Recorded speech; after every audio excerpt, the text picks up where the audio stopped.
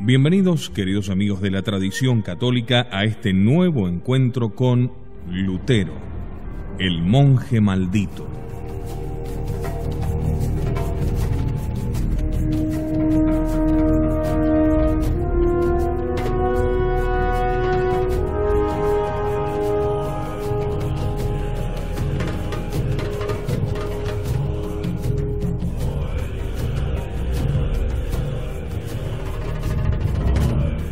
En nuestro último programa nos acercamos un poco más a los hijos espirituales de Lutero, aquellos que fueron paridos de tan tremendo árbol. El caso de Calvino, el caso de Zwinglio. Si comparamos la doctrina de Calvino, dice el padre Alfredo Sáenz, con la de Lutero, advertimos que aquel, a diferencia de su maestro, conserva todavía una moral.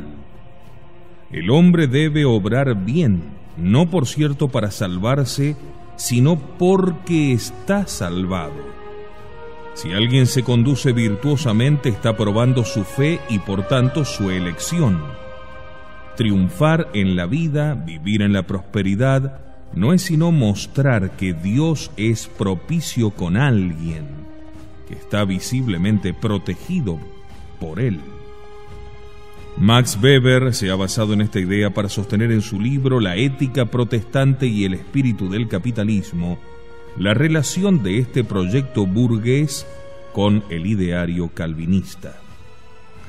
En lo que toca a los sacramentos, observa Calvino que si bien estos no poseen eficacia salvífica alguna, son también signos de la justificación obtenida por la fe. Al igual que Lutero solamente conserva dos sacramentos, el bautismo y la Eucaristía. El bautismo es la señal que Dios nos concede de que hemos sido elegidos. Porque si bien la Iglesia es invisible, constituida como está por la comunidad de los predestinados, hay también una Iglesia visible, que es la que aparece. En cuanto a la Santa Cena, su doctrina está a mitad de camino entre Zwinglio y Lutero. Junto a Zwinglio interpreta la palabra est, de la forma este es mi cuerpo, por significa, de donde se sigue que no hay presencia real. Pero contra Zwinglio afirma que la comunión realiza una unión real del alma con Cristo, aunque de tipo espiritual. El cuerpo glorificado de Cristo se comunica realmente al alma creyente del predestinado, dándole una confianza indudable en la vida eterna. En la práctica, el servicio cultual calvinista se reduce a la predicación, las oraciones y el canto de los salmos.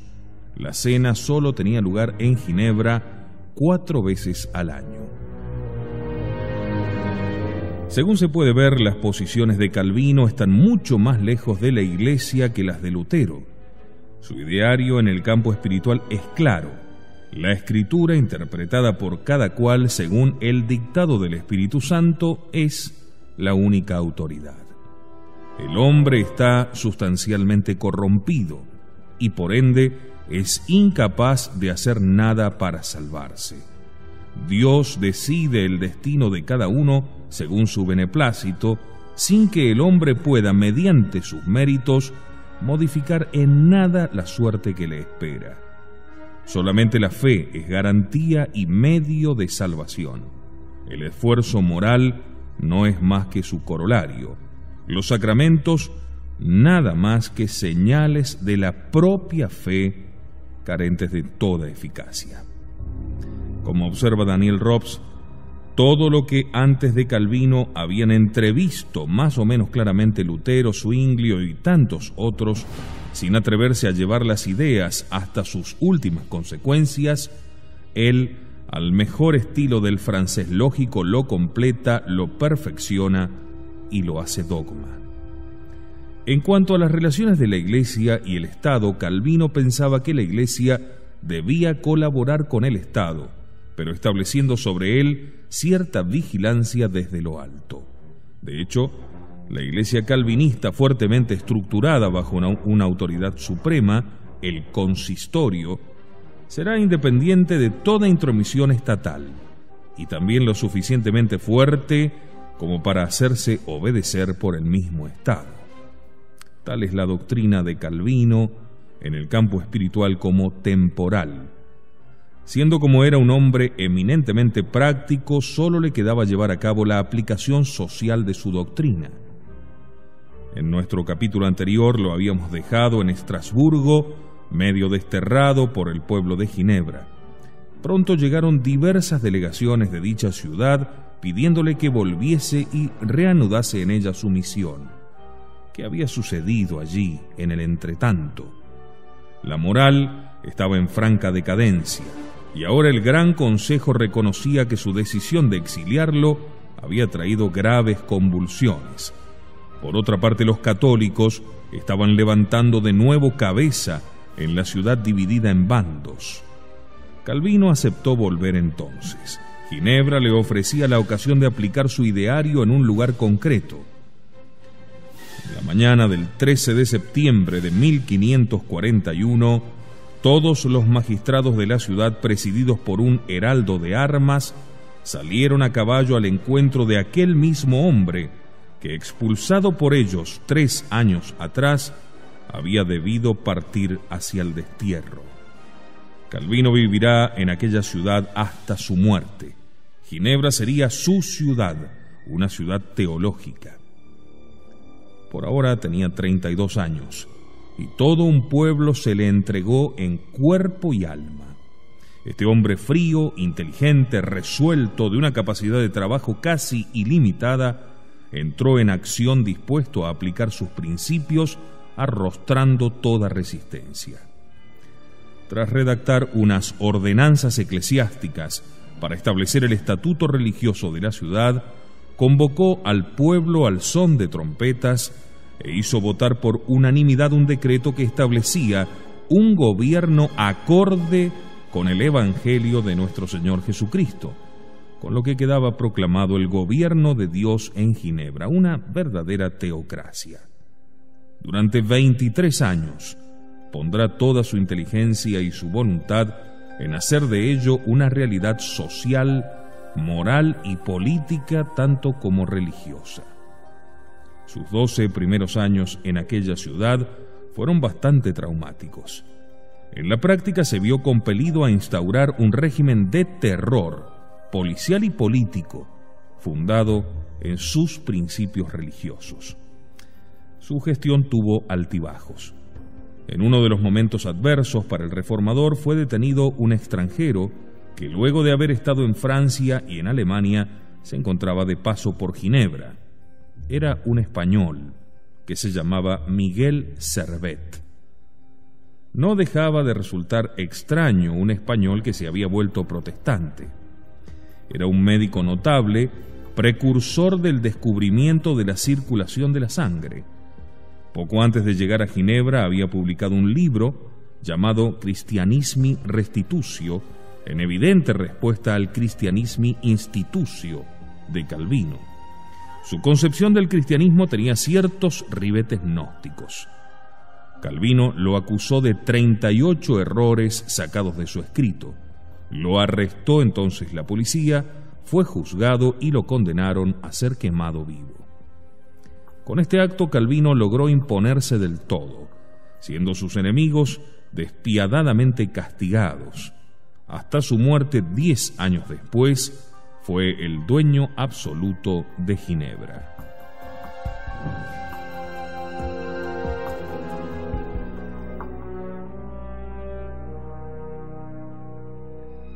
La organización de su iglesia era impecable. Un grupo de pastores se encargaba de predicar, instruir y dar los sacramentos. Luego había varios doctores que eran los intelectuales, quienes debían mantener la pureza de la doctrina. También algunos ancianos, delegados de la comunidad y varios diáconos a cargo de tareas materiales. Calvino se ocupó asimismo de la prosperidad material de la ciudad, levantando hospitales, introduciendo industrias, etc. Además, instauró una poderosa policía, los guardianes, que todo lo vigilaban, llegando aún a lo más íntimo de los hogares. A alguno le gustaba el baile, a la cárcel. ¿Les agradaba beber en una taberna? Bueno, a la cárcel. ¿Les gustaba jugar a las cartas? Igualmente a la cárcel.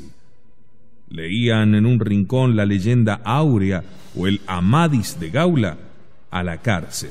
Mujer, si te peinas con vanidad y de manera caprichosa, ofendes gravemente a Dios. Cuidado, artesano, con hacer un cáliz para los católicos o afirmar que el Papa es un buen hombre. En un solo año, a más de 300 personas se les llamó la atención por el solo hecho de asistir con poco respeto a los sermones que daba Calvino. Lo más curioso es que los ginebrinos hayan aceptado por tantos años este tremendo régimen, convencidos como estaban de constituir una especie de vanguardia del ejército de Dios, la ciudad santa entre todos, una ciudad-iglesia. En ese lapso, Calvino se dedicó a escribir, escribió nada menos que 59 tomos y a predicar más de 250 veces por año. En 1559 se creó en Ginebra una universidad calvinista, donde se insistía en la formación humanística, escriturística y teológica. De dicha institución, que fue también seminario y cuna de misioneros, salió un grupo de pastores que luego se propagarían por varios países de Europa, porque el reformador tenía también él una visión universalista. Es muy probable que Calvino haya querido unir las diferentes vertientes del protestantismo en una sola gran reforma, pero, como vemos, no lo logró. Sin embargo, su influencia se extendió a partir de Ginebra, que fue llamada entonces la Roma protestante, a vastas regiones de la antigua cristiandad.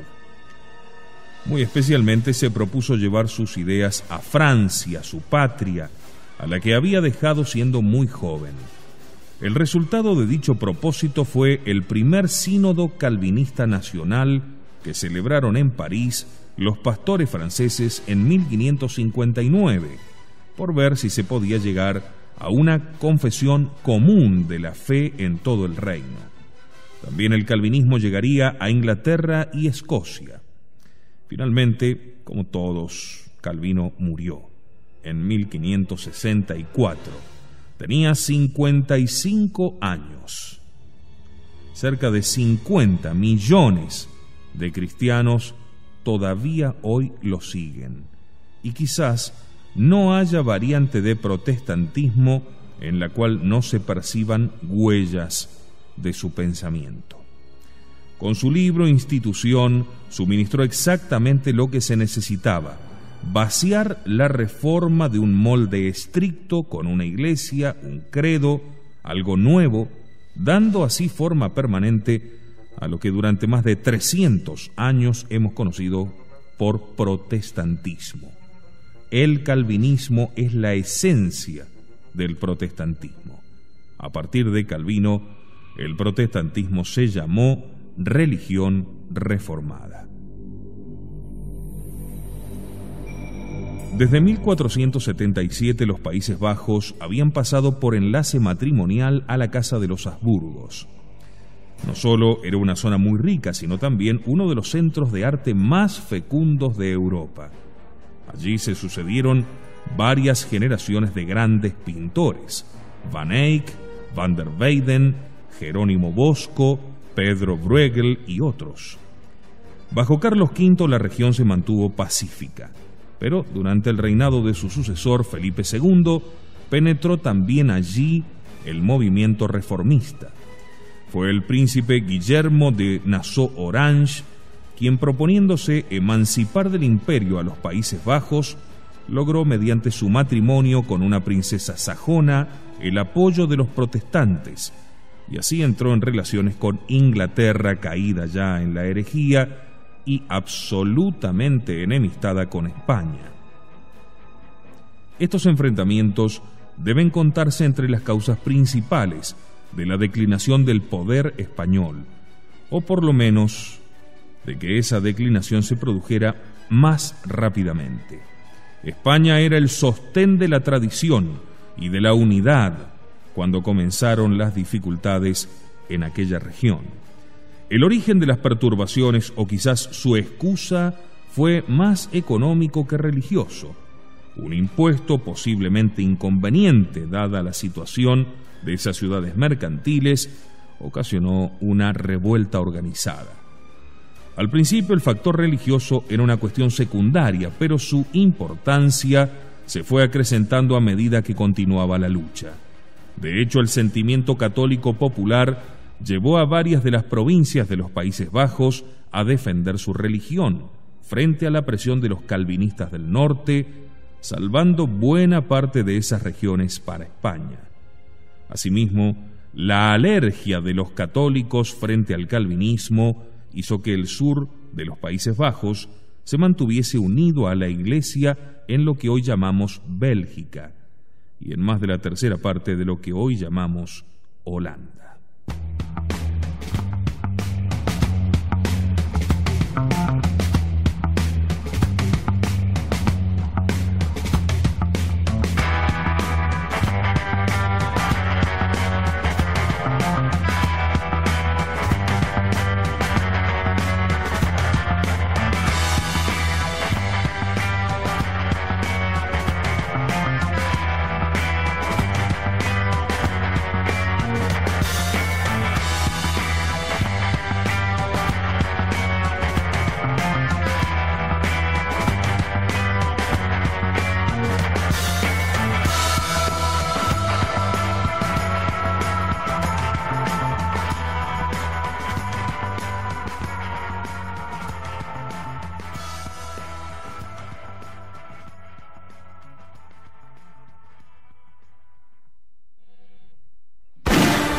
San Luis, capital, en la República Argentina, transmite la voz de la tradición católica.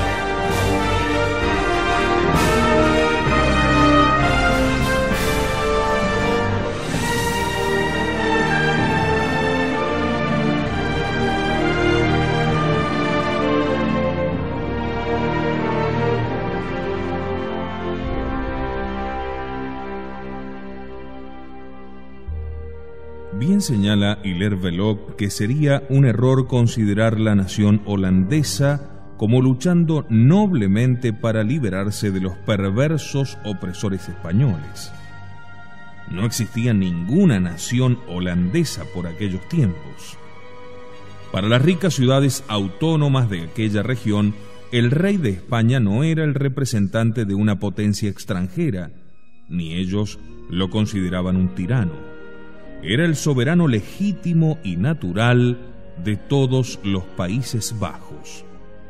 Recién después de la Guerra Civil, un sector de aquella región, y tan solo un sector, deseó separarse de quien entonces llamaban su príncipe natural.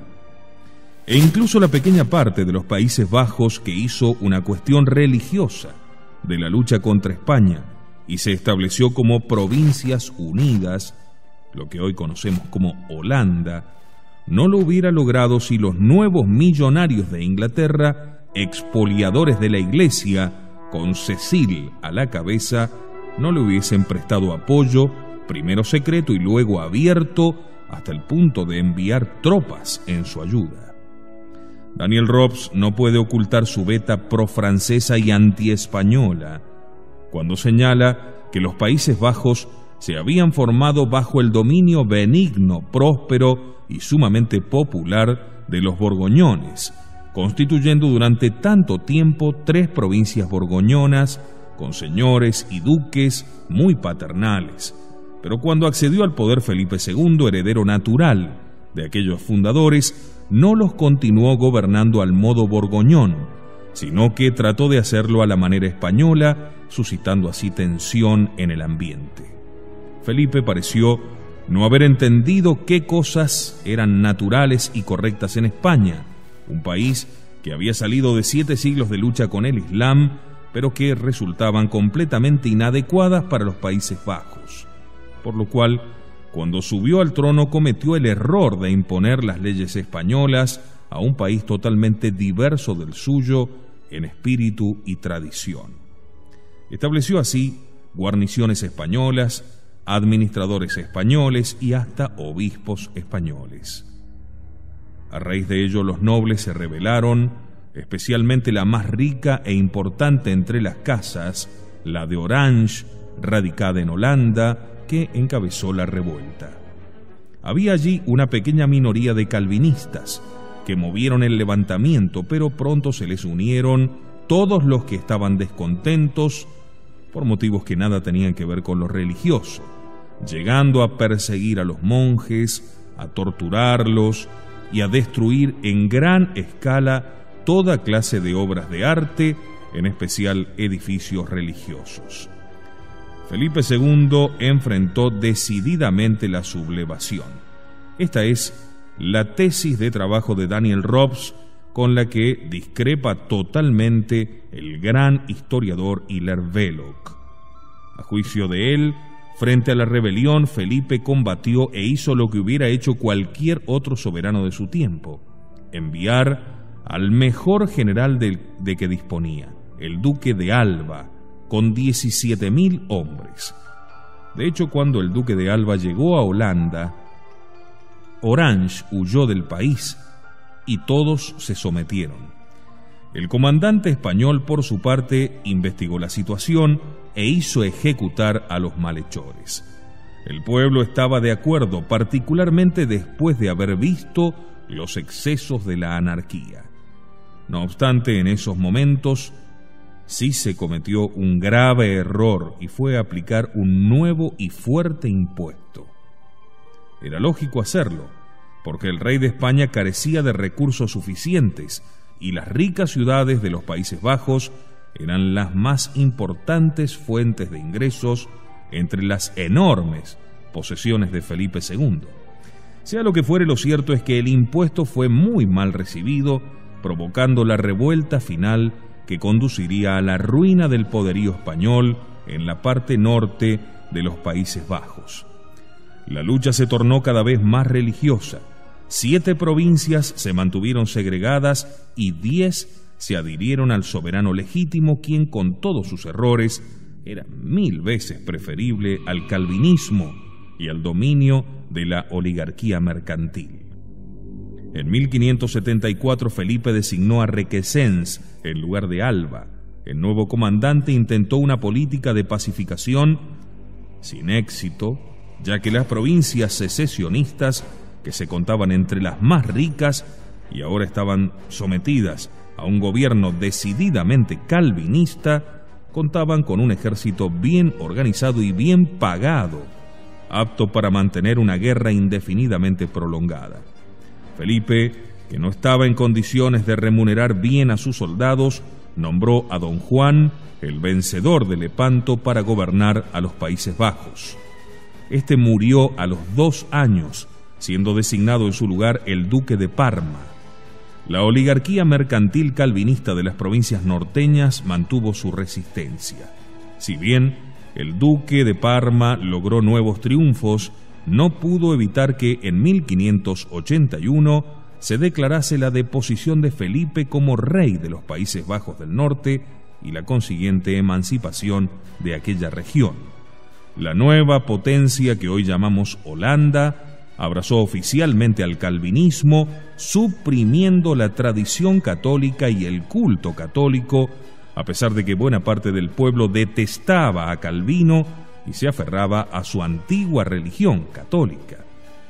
Pronto, la maldita Isabel de Inglaterra reconocería formalmente la independencia de las 7 provincias. Había surgido un nuevo estado protestante.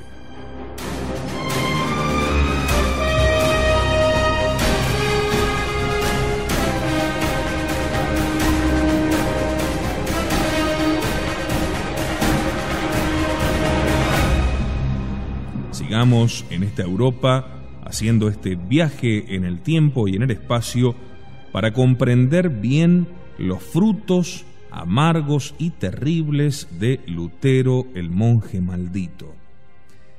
Vamos a poner nuestra vista en los países escandinavos por un instante. El protestantismo hizo su ingreso en varias regiones del norte de Europa. En Dinamarca entró por obra de Cristián II, llamado el Cruel, quien invitó a su reino al profesor luterano Karlstadt, que enseñaba en Wittenberg. Pero como el rey se propuso quebrantar el inmenso poder de la nobleza y el alto clero, fue depuesto y desterrado. Bajo su sucesor, si bien el protestantismo no logró imponerse de entrada, pronto obtuvo la tan anhelada tolerancia y siguió avanzando, de modo tal que en el año 1536 el rey Cristián II le dio el predominio. Los obispos católicos daneses, que eran 7, fueron encarcelados y obligados a renunciar. En lugar de ellos, se nombraron superintendentes y se confiscaron todos los bienes eclesiásticos. Los católicos se vieron privados de sus derechos políticos. Los monjes que se resistieron fueron expulsados, cuando no ejecutados. Más tarde se prohibió a los sacerdotes bajo pena de muerte pisar suelo danés y se penó con destierro y pérdida de bienes a quien dijese o practicase el catolicismo. Unida a Dinamarca se encontraba Noruega. Ambos países eran regidos por el mismo soberano.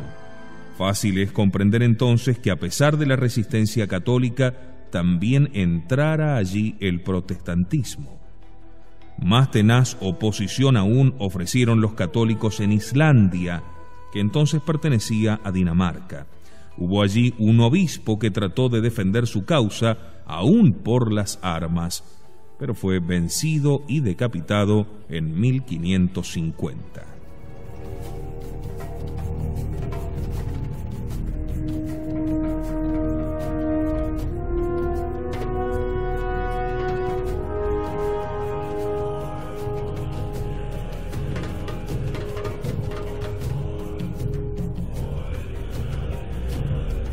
También Suecia estuvo hasta 1523 bajo la soberanía de Dinamarca. En este año, Gustavo I de la Casa de los Wasa separó a su país de los daneses y se proclamó rey, trabajando por la causa luterana. En 1527, la Iglesia sueca se separó de Roma y erigió al rey como cabeza suprema.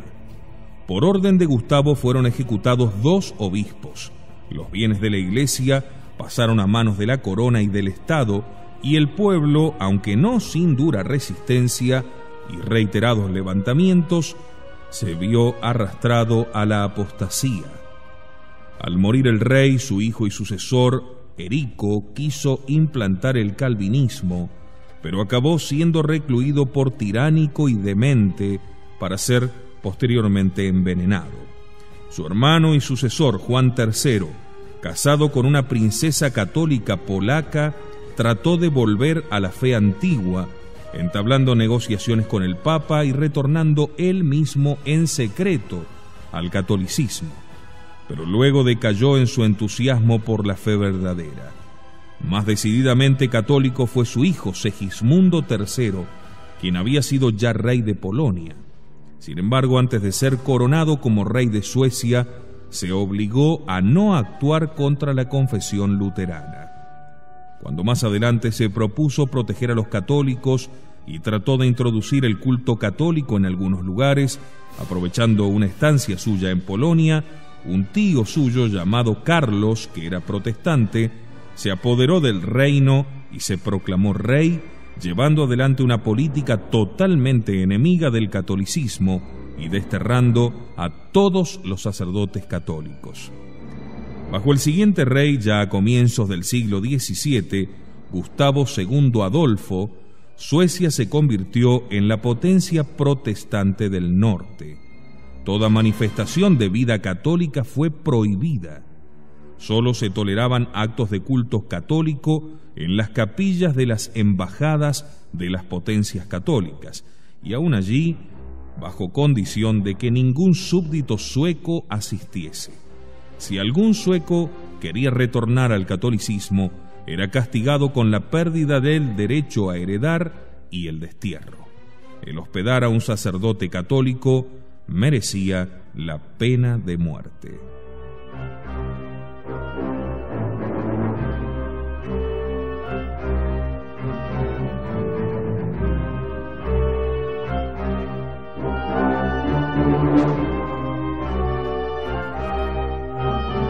Francia fue el gran campo de batalla del protestantismo contra el catolicismo.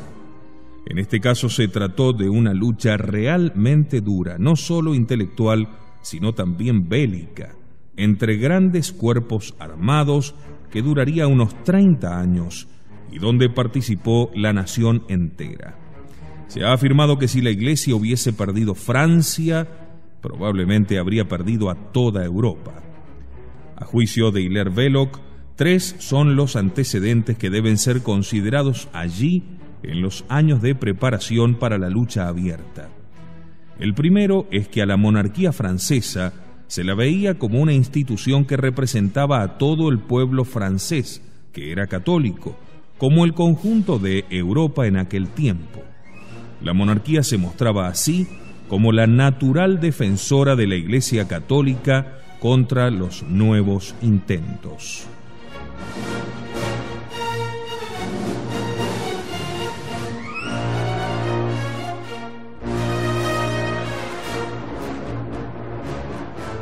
En segundo lugar, la monarquía francesa estaba en cierta situación de inestabilidad, a raíz del gran poderío del emperador Carlos V, que dominaba Alemania y España al comenzar el siglo XVI, y luego de su hijo Felipe II. En otras palabras, se hallaba en conflicto con Austria y con España, justamente aquellos países que más defendían el catolicismo.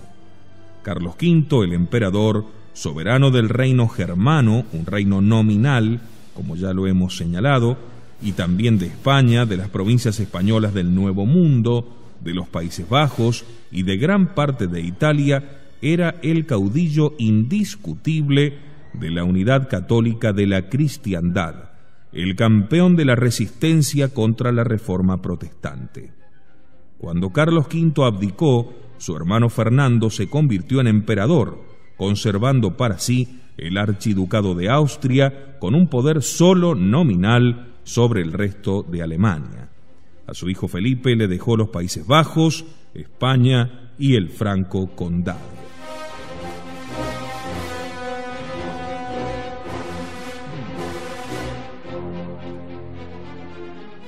Así, quizás, sin pretenderlo, se había formado un cerco en torno a Francia. Por consiguiente, la monarquía francesa creyó tener un objetivo político necesario: resistir contra Carlos V y posteriormente contra Felipe II.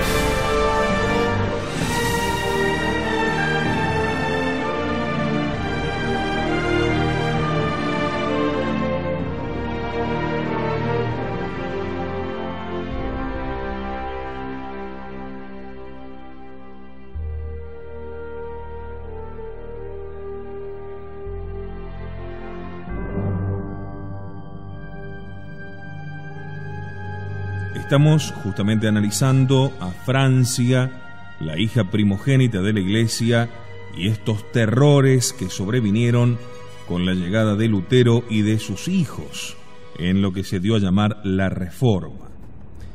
El resultado inmediato de los acontecimientos fue que durante el gobierno de Francisco I hasta su muerte en 1547, lo mismo que durante el gobierno de su hijo Enrique II, hasta que murió en 1559, la monarquía estuvo utilizando constantemente a la Reforma como caballo de batalla.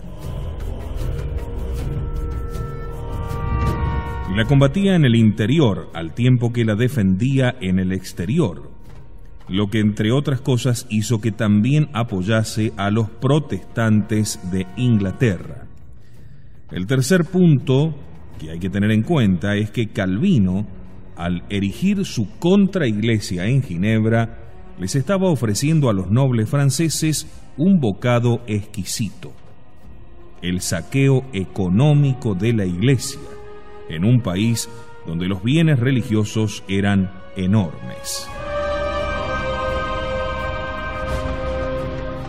Esta clase política había visto a sus colegas del norte de Alemania y de Inglaterra enriquecerse grande y súbitamente por saquear la iglesia, lo que era para ellos una evidente tentación. Además, la reforma protestante les significaba una mayor independencia de la corona. Agréguese a esto la atracción que la reforma ejercía, como suelen hacerlo los nuevos movimientos, sobre principalmente estudiosos y humanistas y las clases más cultas.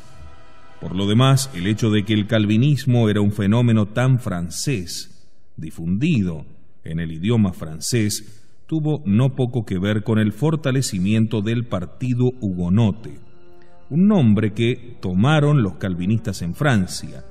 La palabra viene de confederados, designando una alianza de los de Ginebra con los de Berna y Friburgo. Se producía así una combinación de causas que podían hacer viable la victoria de la reforma protestante en Francia.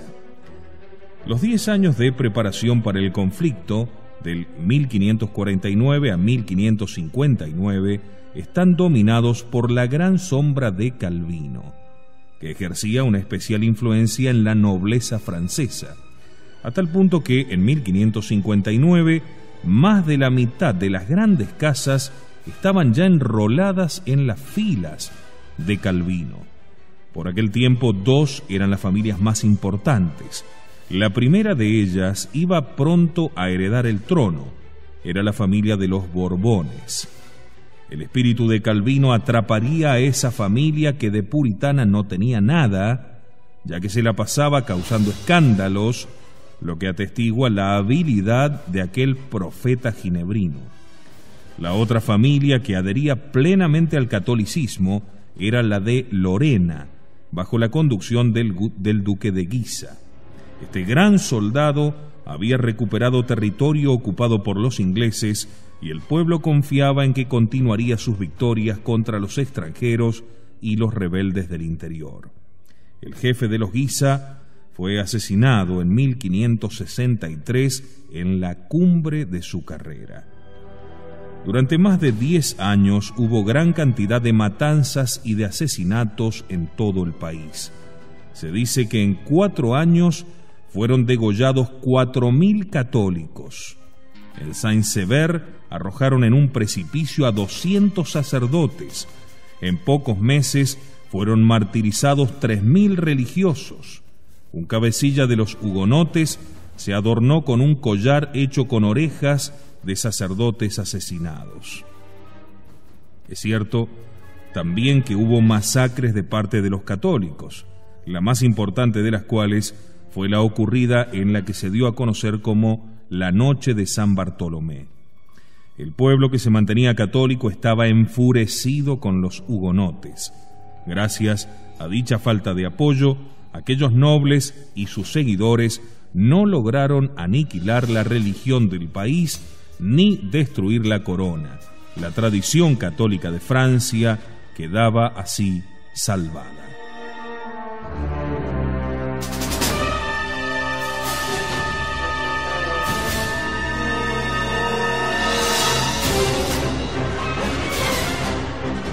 Con la muerte de Enrique III, el que luchó exitosamente contra los hugonotes, se extinguió la línea de los Valois. La que ahora tenía más derecho al trono era la familia de Borbón. La situación se había vuelto peligrosa. Enrique, rey de Navarra, jefe de los hugonotes, era una de las figuras más apoyadas por los caballeros protestantes, grandes y pequeños, todos armados, por supuesto.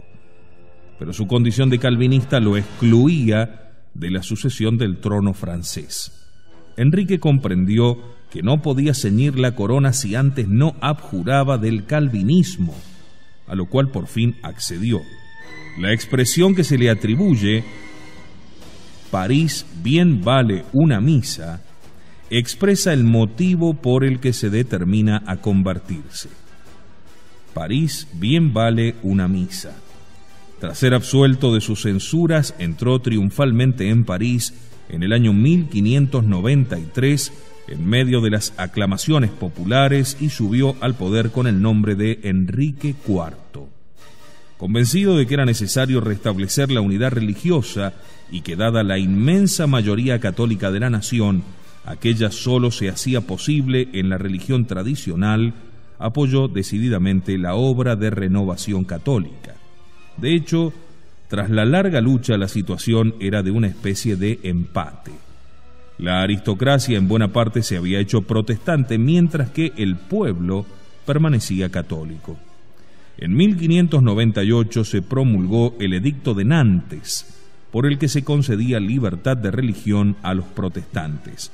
Fue en realidad una suerte de transacción, merced a la cual un acaudalado grupo protestante permaneció atrincherado en medio de una población católica gozando de privilegios especiales, ciudades amuralladas, tribunales de justicia propios. Esta situación perduraría durante casi un siglo y por esa razón desde entonces Francia quedó dividida tal como se la ve hoy. ¿Por qué no triunfó en Francia la Reforma protestante? Ante todo, por la actitud de los reyes.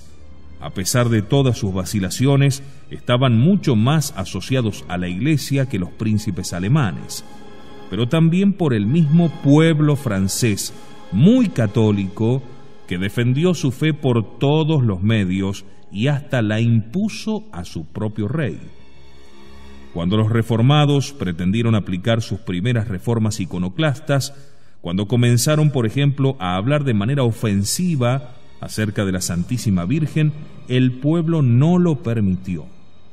Por lo demás, los franceses no sentían frente a Roma aquel rencor que sí hemos podido observar en Alemania.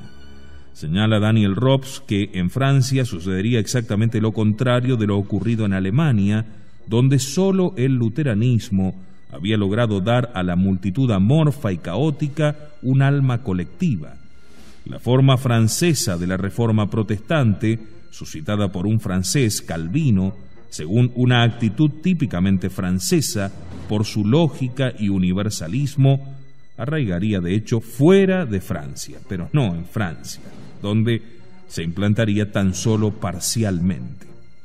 En lo que toca al campo exterior, no deja de resultar repugnante la política que siguió la corona en relación con el catolicismo. Aún a comienzos del siglo XVII, frente a la política claramente católica de los Habsburgos, el cardenal Richelieu, que llegó a ser todopoderoso durante el reinado de Luis XIII, hijo de Enrique IV, mientras en el interior de Francia combatía con energía y éxito el poderío del sector protestante, porque la división religiosa y los privilegios concedidos a la minoría hugonote poderosa y acaudalada debilitaban a la nación, en el exterior obraba exactamente al revés, apoyando en Alemania la causa protestante en orden a debilitar al emperador por un lado y a la España católica por otro, que a su juicio amenazaban a Francia como los brazos de una tenaza. Cuando creyó que la causa de su patria estaba en peligro de ser derrotada, no vaciló en llamar al mejor general de la época, Gustavo Adolfo, rey de Suecia, quien además tenía bajo sus órdenes al mejor ejército de aquel tiempo, como hemos dicho, y lo sobornó para que combatiese en Alemania como paladín de los protestantes. El acuerdo final a que se llegó en este último país en el año 1648 puede decirse que fue la obra de Richelieu, aunque éste había muerto ya hacía 6 años, y se lo denominó la Paz de Westfalia, que dejó a los germanos divididos tal como lo están hoy, entre católicos y protestantes. A partir de entonces, las fronteras religiosas se hicieron duraderas, con lo que quedó consumado el desgarramiento de Europa, gracias al tremendo trabajo que hizo Lutero, el monje maldito, y sus frutos malditos, nacidos de la Reforma. En nuestro próximo programa, en nuestro próximo encuentro, nos abocaremos a tratar de interpretar la locura de los sucesos en Inglaterra. Muchas gracias por su compañía.